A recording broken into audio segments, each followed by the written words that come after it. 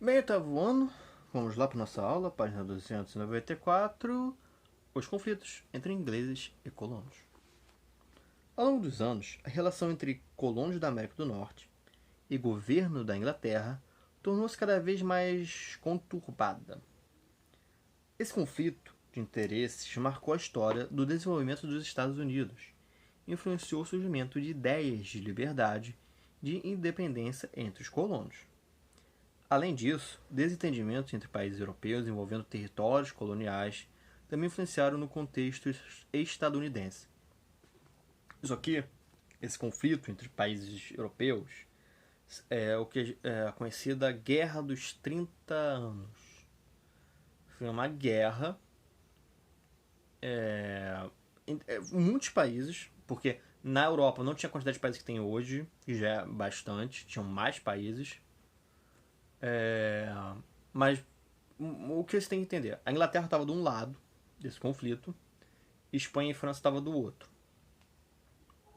Portugal acabou se envolvendo também, o que influenciou na nossa história. Esse momento da Guerra de 30 Anos influenciou muito a história das colônias europeias.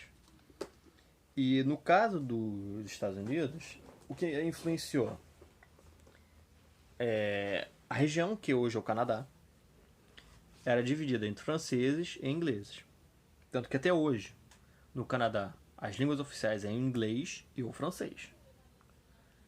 E nessa guerra que a França expulsa do Canadá. Ela perde. Ela tá no lado do perdedor, a Inglaterra tá no lado do vencedor da guerra. E para expulsar os franceses, não foi só as colônias, a colônia inglesa que estava na região de hoje, Canadá, que participou do conflito. As 13 colônias tiveram que ajudar. Então a gente teve pessoas das 13 colônias lutando no conflito da guerra dos 30 anos, não, 7 anos. Desculpa a gente confundir. E eles ganharam experiência em guerra por causa disso. E começaram a se sentir importantes para a Inglaterra. A Guerra dos 7 anos, não 30 anos, confundi. Entre 1756 e 1763, alguns países europeus e suas colônias se envolveram em um conflito militar conhecido como Guerra dos 7 Anos. A Inglaterra e o Reino da Prússia se aliaram para combater exércitos da França, Áustria, Rússia e Suécia, principalmente por causa de disputas territoriais. Mas não eram só esses aqui não.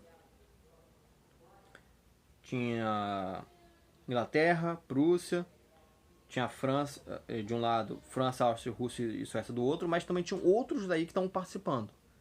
O livro nos traz Inglaterra, Prússia de um lado, França, Áustria, Rússia e Suécia do outro, porque foram os principais participantes. Mas, por exemplo, foi nessa Guerra dos 7 Anos, no contexto da Guerra dos 7 Anos, que houve, por exemplo, as invasões holandesas no... que houve as invasões holandesas no Brasil. Então, foi uma época muito realmente conturbada. O conflito acabou repercutindo também na América, levando os moradores das 13 colônias a combater os colonos franceses que tinham se estabelecido na região do Canadá. Não todo o Canadá, como eu expliquei, tinha uma colônia inglesa no Canadá e tinha a francesa. Só que a francesa era maior, digamos assim. Mas aí eles tomaram a região. Por fim, a Inglaterra foi vitoriosa e ficou com alguns territórios da América, como a colônia canadense. Aumento dos impostos. Embora a Inglaterra tenha vencido, sua participação na Guerra dos 7 Anos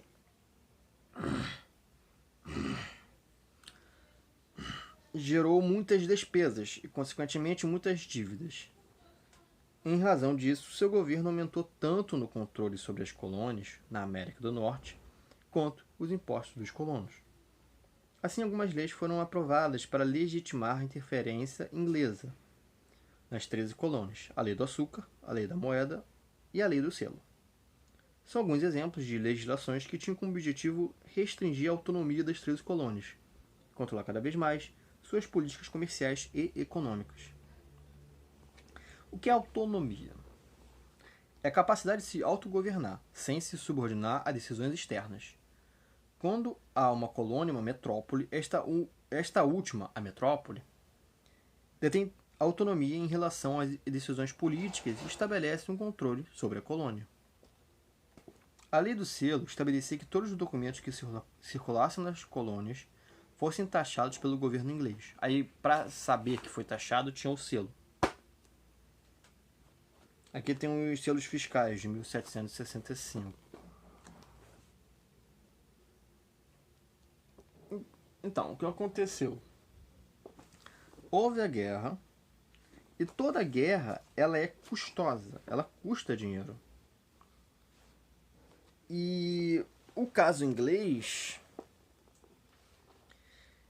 foi uma guerra muito grande, porque realmente tomou uma região muito grande, que foi a colônia canadense, e não foi fácil expulsar os franceses. Então eles precisaram fazer leis de taxações de impostos para recuperar o dinheiro que foi gasto durante a guerra. E aí que tá.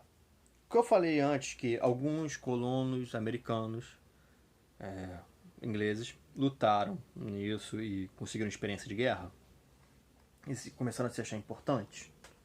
Porque, de fato, foi uma grande vitória para a Inglaterra, a Guerra dos 7 Anos. Ela mudou o cenário internacional, porque a Inglaterra saiu realmente muito vitoriosa da guerra e ganhou uma quantidade boa de territórios, não apenas a colônia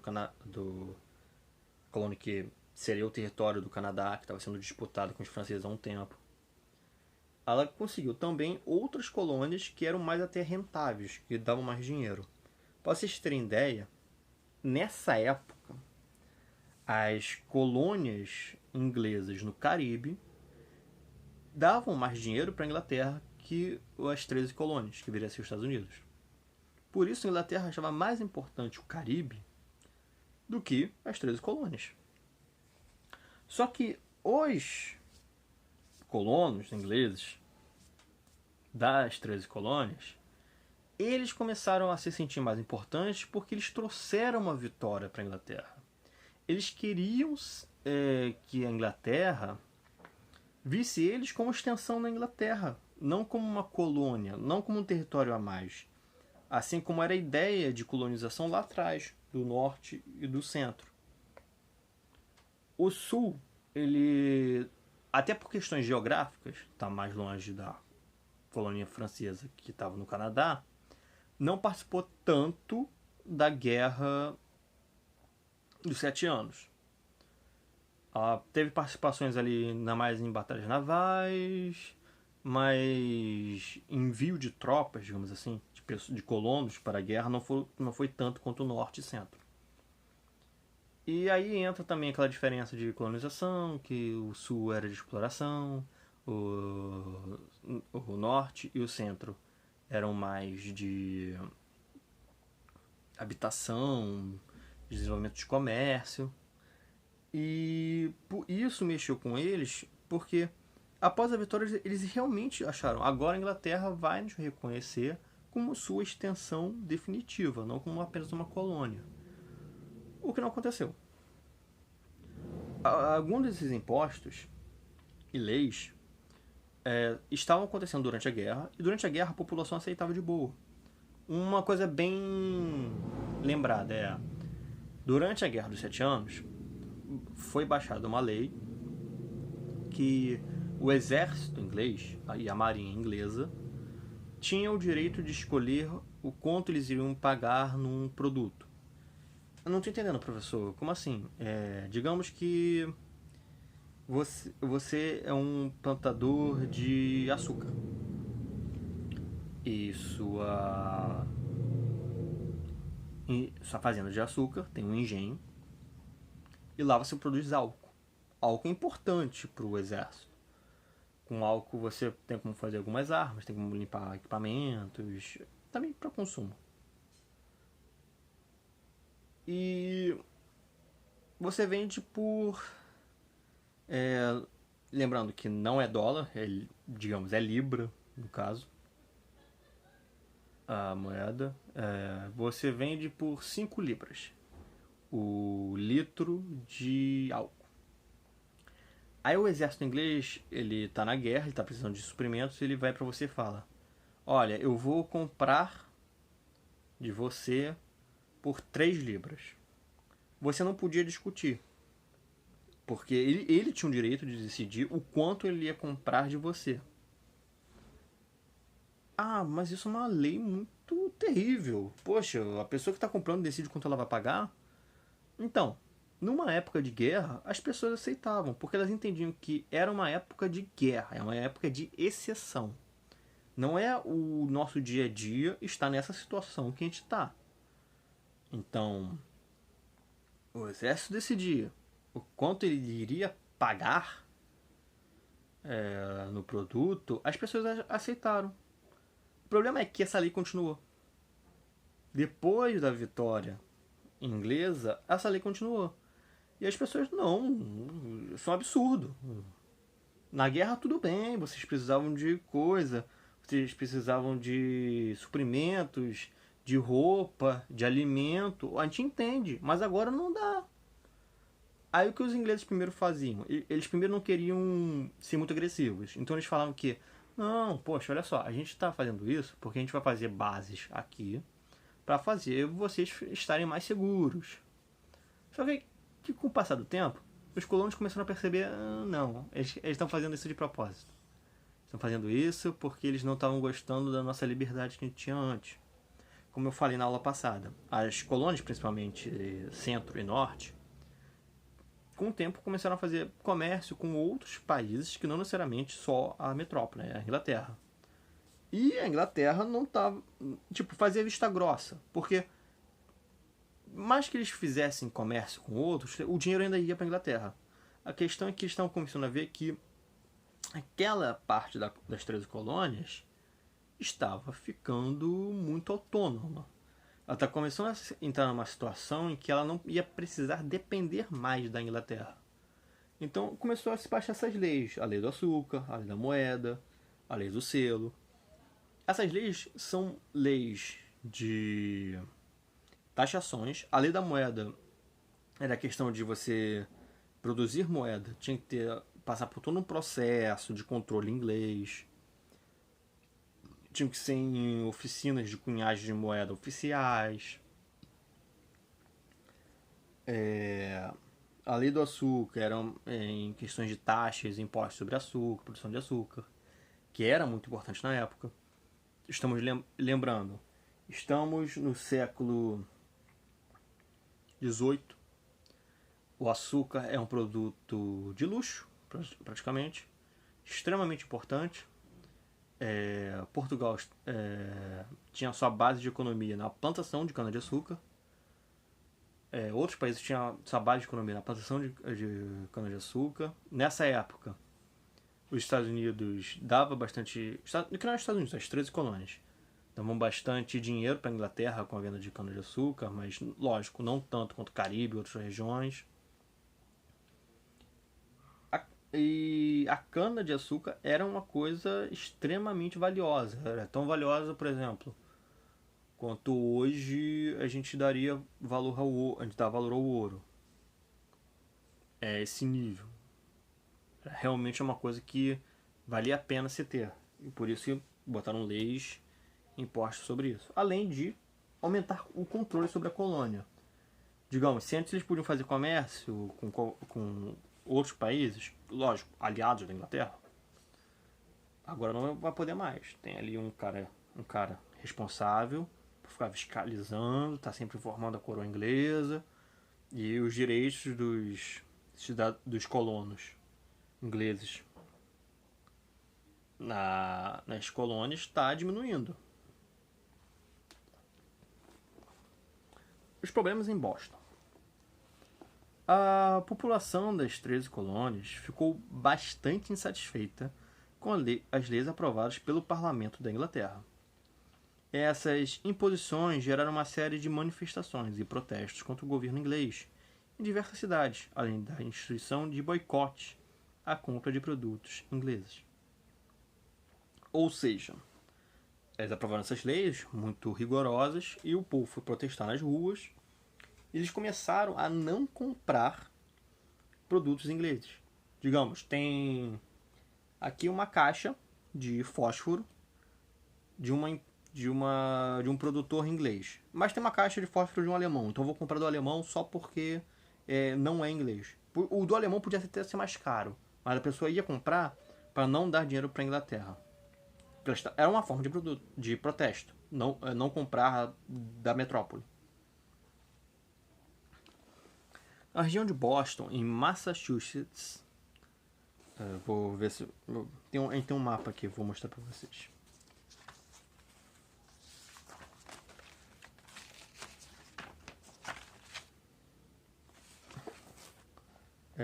Massachusetts,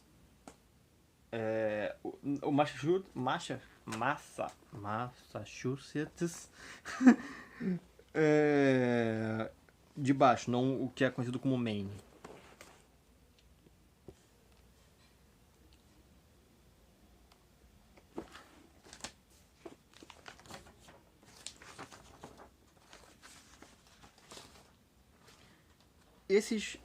Na região de Boston, Massachusetts, esses movimentos foram intensos e reuniram um grande número de pessoas.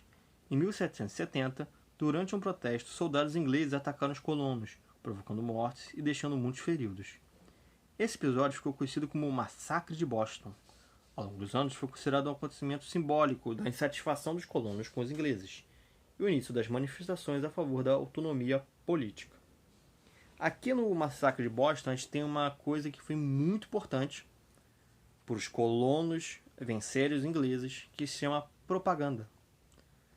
O massacre aconteceu, não é que ele não existiu. Morreram 18 pessoas, 18, 16 pessoas. Só que na hora de contar para outras pessoas,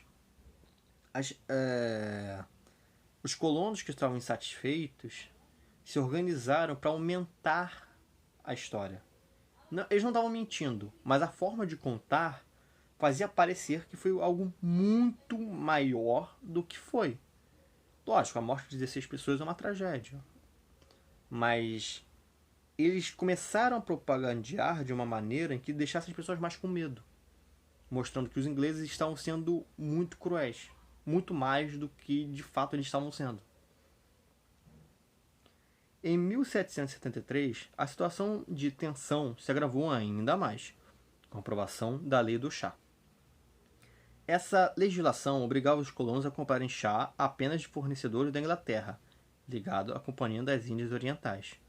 Desse modo, os colonos tinham de se submeter aos altos preços da mercadoria, sem poder participar do comércio internacional do produto. Isso era algo inadmissível, principalmente para o norte e para o centro, que cresceu fazendo comércio com mais de uma nação, trazendo produtos de vários lugares, e do nada estava sendo privado da diversidade de produtos de algo que eles consumiam bastante. O chá era muito consumido na época. Por isso que foi até muito significativo fazer imposto sobre isso.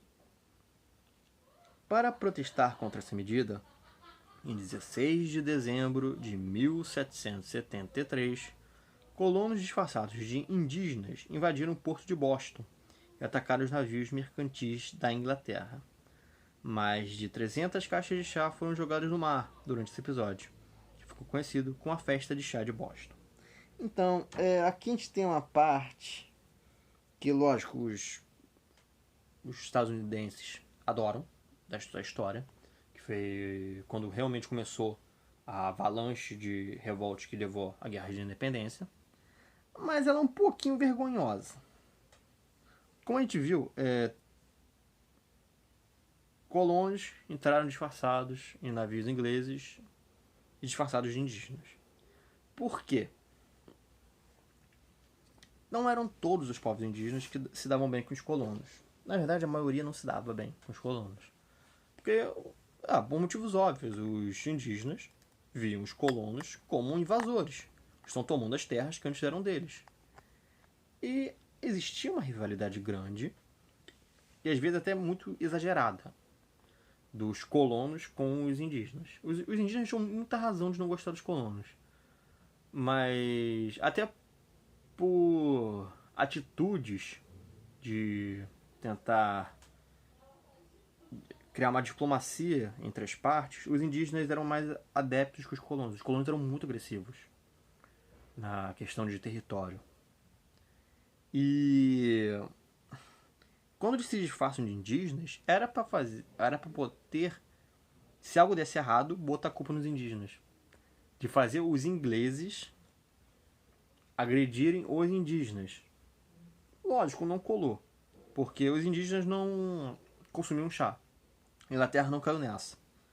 Mas foi uma atitude suficiente para enganar a segurança do navio e eles conseguirem entrar nele e começar a jogar os barris de chá no mar. E o interessante é que o capitão do navio não queria parar no porto, porque ele sabia que a situação estava muito ruim, as pessoas já estavam com muita raiva e ele achava melhor não ir. Foi o governador de Boston, o governador de Massachusetts, que mandou eles já atracarem lá para descer o chá, e acabou sendo pela culatra, porque ele queria fazer isso mostrando: eu sou leal à Inglaterra e vocês vão receber esse chá sim. Só que acabou indo contra a intenção dele, gerou esse protesto, que é a festa do chá de Boston, o que vai agravar muito a situação entre colonos e Inglaterra. Bem, a gente vai parar o vídeo por aqui. A gente deve estar chegando no momento do intervalo. Vamos para o nosso intervalo.